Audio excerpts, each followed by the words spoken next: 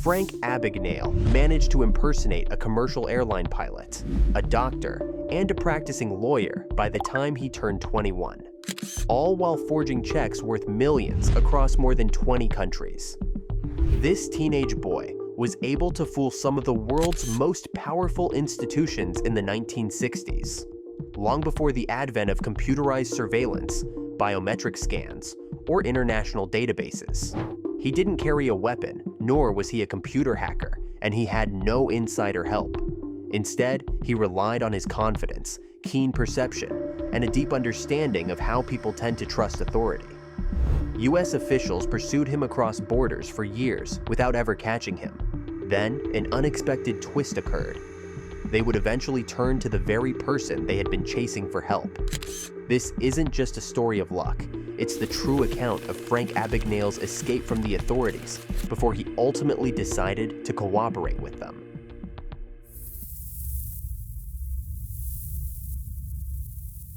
Frank's early years seemed quite ordinary. He was seen as a bright, observant, and articulate child, with his father managing a small business. However, everything changed when his parents divorced when he was just 16. This event would have a profound impact on his life. Faced with the uncomfortable choice between his mother and father, Frank made a drastic decision. He ran away. Left to navigate a world that had little patience for failure, he found himself without a steady income, formal education, or a support system. Instead of panicking, Frank adapted. He soon realized a crucial truth that many overlook. Adults rarely challenge someone who carries themselves with confidence and poise. This understanding became the foundation for everything that followed. At 16, Frank Abagnale wasn't trying to become a criminal. He was simply trying to survive.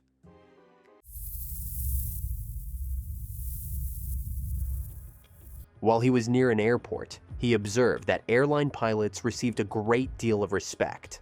They were trusted, seldom questioned, and often granted free access to various areas.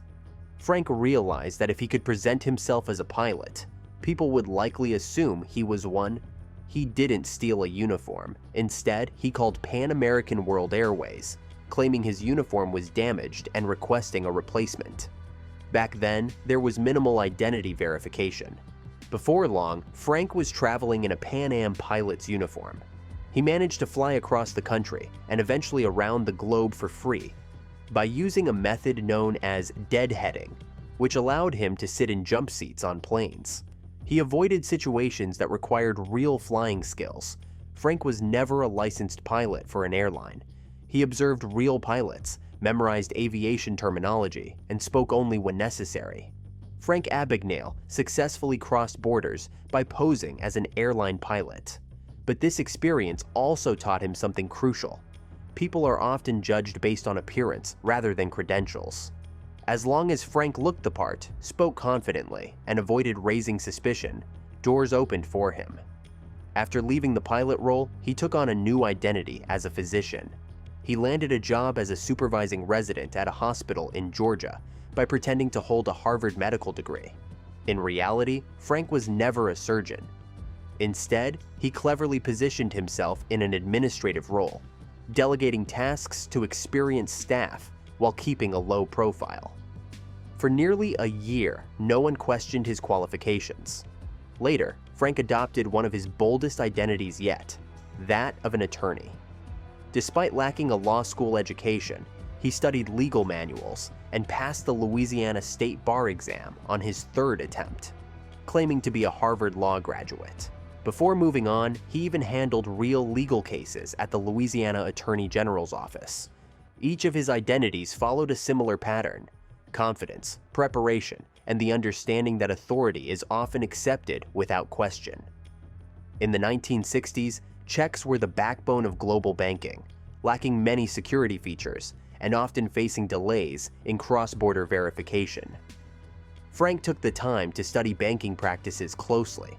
He learned how deposits were processed, understood the delays involved, and grasped how trust was managed within the system. Using this knowledge, Frank began to forge checks, doing so with intention rather than haphazardly. He created counterfeit deposit slips, altered existing checks, and exploited the time lags between banks. Over several years, Frank managed to pass fake checks in more than 26 countries. In total, millions of dollars were lost. The sophistication of the checks was just one aspect of the fraud's complexity. What truly set Frank apart was his understanding of human behavior. Bank employees were inclined to trust confident customers. By the time any discrepancies were noticed, Frank had already moved on.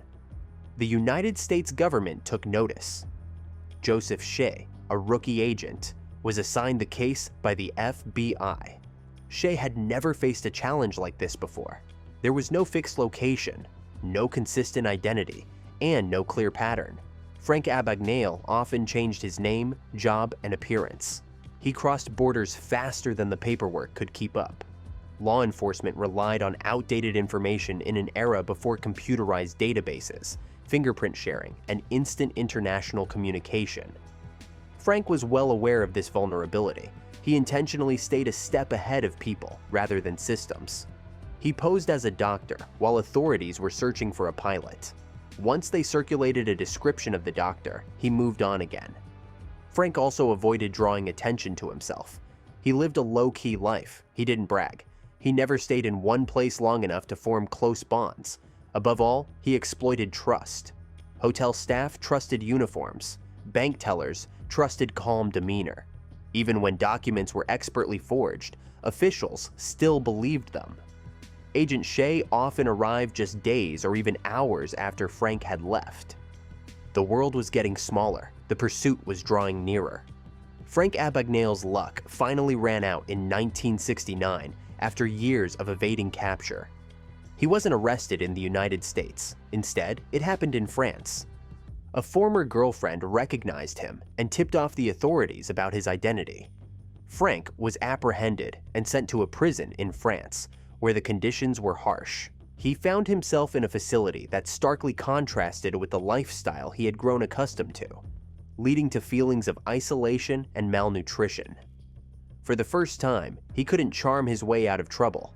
Afterward, he was deported from France to Sweden and then back to the US, where he faced multiple charges of fraud and forgery. Ultimately, he received a 12-year federal prison sentence. However, this time in prison forced him to reflect on his life. The constant movement had come to a halt, and the facades he had worn disappeared. For the first time, Frank had to confront the consequences of his actions. During this period, an unexpected opportunity arose. The very administration that had once pursued him began to recognize the value of his knowledge. For years, Frank had exploited weaknesses in financial systems, demonstrating a profound understanding of deceit. The FBI offered him a deal. If he agreed to help them identify fraudulent techniques and train agents to recognize them, his sentence could be reduced. Frank accepted the offer. He began analyzing fake checks, outlining fraud tactics, and teaching detectives how criminals think, all under the supervision of the FBI. It wasn't just theory that made his contributions valuable. It was his real-world experience.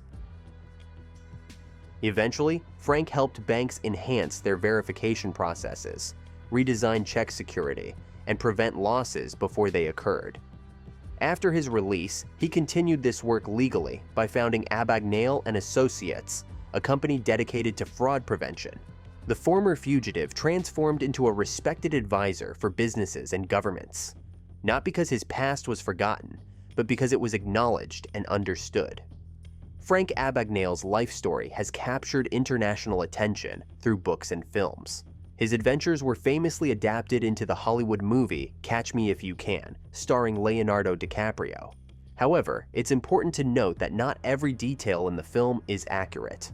For the sake of storytelling, many events were either simplified or exaggerated. What remains true is quite astonishing. As a teenager without any formal training, Frank managed to forge millions of dollars in checks, impersonate various professionals, and evade one of the most skilled law enforcement agencies in the world. He later went on to educate future detectives and combat fraud, using the very tactics he once employed. His story goes beyond mere criminality. It delves into themes of perception, intelligence, and the dual nature of human trust, which can be both a powerful asset and a significant vulnerability. Drop your thoughts in the comments below. I read every one. If you enjoyed this deep dive into one of history's most fascinating con artists turned heroes, hit that like button. Subscribe for more true stories like this, and ring the bell so you never miss an upload. Thanks for watching, stay safe out there, and I'll see you in the next one.